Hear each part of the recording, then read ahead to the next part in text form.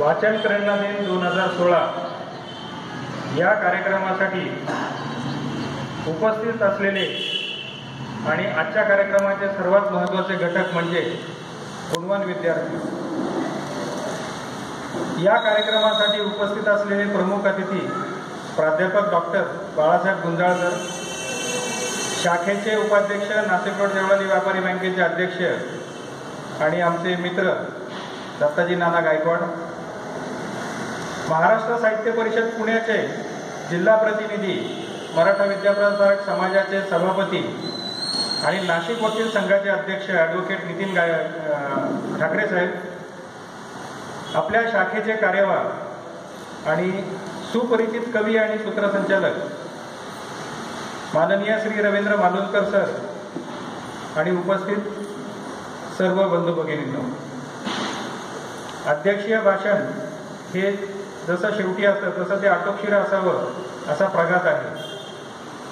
मुळात आजचा कार्यक्रम आपण कार्यक्रमच फार कमी वेळेचा ठेवलेला होता। खूप जर कार्यक्रम लांबला तर विद्यार्थी कंटाळतात आणि आज जे आलेले विद्यार्थी आहेत हे सर्व हुशार विद्यार्थी आहेत। त्याच्यामुळे आपण जर त्यांचा कार्यक्रम जर जास्त निरस केला तर ते आपल्यावर व्हॉट्सॲप किंवा याच्यावर काहीतरी टीका करतील याचं भान आम्ही ठेवलेलं होतं आणि म्हणून आम्ही ठरवलं होतं की आजचा कार्यक्रम हा 1.5 तासात आपला आटोपला पाहिजे।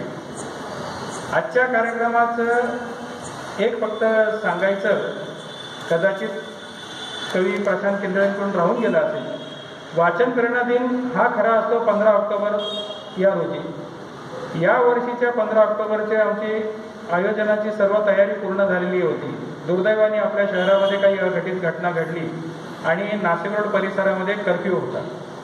कर्फ्यूच्या काळामध्ये जर कार्यक्रम घेतला असता तर कदाचित एवढ्या विद्यार्थिनी आल्या नसत्या, त्यांच्याबरोबरचे त्यांचे पालक आले नसते आणि मग कार्यक्रम करायचा म्हणून उरकायचं हे न घेता आम्ही तो कार्यक्रम पोस्टपोन करायचं ठरवलं। कर्फ्यू गेल्यानंतर म्हणून आपण आज कार्यक्रम घेतो आहोत। या कार्यक्रमाचं एक वैशिष्ट्य असं आहे का मागच्या वर्षीपासून वाचन प्रेरणा दिनाचा कार्यक्रम सुरू झाला। सर्व शाळांमध्ये, सर्व महाविद्यालयांमध्ये हा कार्यक्रम घ्यावा असं शासनाचं एक दंडकच आहे।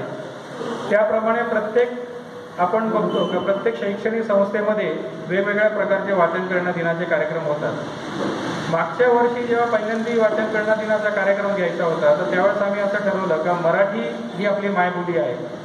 आपण प्रत्येकजण सर्व ठिकाणी भेटल्यावर आपण म्हणतो का मराठी भाषा जगावी, मराठी भाषा रुजावी, हिच्या संवर्धनासाठी प्रत्येकाने प्रयत्न केला पाहिजे असं आपण सर्वजण म्हणतो आणि तिथेच बोलतो आणि तिथे थांबतो। कृती करताना आपण फार काही करत नाही। मराठीमध्ये आपण फक्त आपली मराठी भाषा जी आहे तिच्यासाठी ज्यांनी खरं परिश्रम घेतलेले आहेत, म्हणजे जे सर्वाधिक गुण मिळवलेले विद्यार्थी आहेत। आता परिश्रम घेतले हे का मी म्हणतो तर ही आपली भावी पिढी आहे, पुढची पिढी ही आहे आणि या पिढीतल्या या मुलांना जेव्हा 93, 94, 90 अशी मार्क मिळतात तेव्हा ही मुलं पुढे जाऊन जास्त प्रगती करू शकतात। यातली बरीचशी विद्यार्थी हे पुढे जाऊन मराठी भाषेमध्ये PhD जर केलं तर त्याच्यातलं आश्चर्य वाटू नये, पण या विद्यार्थ्यांचं आपण गौरव करावा, मराठी भाषेचा गौरव करावा यासाठी आपण या वाचन प्रेरणा दिनाचं एक आगळं वेगळं असं एक कार्यक्रम आयोजित करतो। मागच्या वर्षी या कार्यक्रमाचं आपण आयोजन केल्यानंतर राज्य शासनाने देखील या कार्यक्रमाचे म्हणजे आपल्या कार्यक्रमाची त्यांनी नोंद घेतलेली आहे। प्रत्येक ठिकाणी जे वाचन प्रेरणा दिन कार्यक्रम होतात आणि आपला कार्यक्रम याच्यामध्ये वेगळेपण आहे, बदल आहे आणि म्हणून महाराष्ट्र साहित्य परिषदेने आपल्या कार्यक्रमाचा कार्यक्रम वृत्तांत हा माननीय नामदार विनोद तावडे साहेबांकडे सुपूर्द केला आणि विनोद तावडे साहेबांनी त्याची दखल घेतलेली आहे। आपल्या शाखेच्या वतीने आपण नेहमी वेगवेगळ्या प्रकारचे कार्यक्रम आयोजित करण्याचा प्रयत्न करतो। गेल्या वर्षीच्या कार्यक्रमामध्ये सर्वाधिक गुण मिळवलेल्या विद्यार्थ्यांमध्ये रज चव्हाण बिटकोच्या विद्यार्थिनी होत्या आणि त्या वेळेस देखील त्यांच्या शिक्षकांचा आपण गौरव केला होता। शिक्षकांचा गौरव करण्याचा मागचा आपला उद्देश असा आहे का जसं आपण एखादा चित्रपट बघतो तर आपल्याला फक्त हिरो हिरोईन दिसतात, पण त्याच्या पाठीमागे जे पडद्यामागे काम करणारे आहेत, दिग्दर्शकापासून तर प्रोड्युसरपर्यंत हे कोणी आपल्याला दिसत नाही। तसंच विद्यार्थी पहिला आल्यानंतर त्या विद्यार्थ्याचा सत्कार सर्वजण करतात, पण त्या विद्यार्थ्याला घडवणारा शिक्षक मात्र कोणाला लक्षात येत नाही, तो माणूस विसरलेला असतो. या शिक्षकांचं खरं मोल आहे ते विद्यार्थी घडवण्यात, आणि म्हणून आपण पूर्ण फुलाची पाकळी म्हणून त्या विद्यार्थ्यांचा आपण सत्कार जसा करतो त्याबरोबर शिक्षकांचाही सत्कार करतो. याच्या मागचा दुसरा उद्देश असा आहे का आता मालुसकर सरांसारखे जे शिक्षक आहेत यांना प्रेरणा मिळाली पाहिजे का पुढच्या वर्षी त्यांचा विद्यार्थी सर्वाधिक गुण मिळवून पास झाला पाहिजे, म्हणजे आपण त्यांचा देखील सत्कार करू शकतो. हे देखील याच्या मागचा एक उद्देश आहे.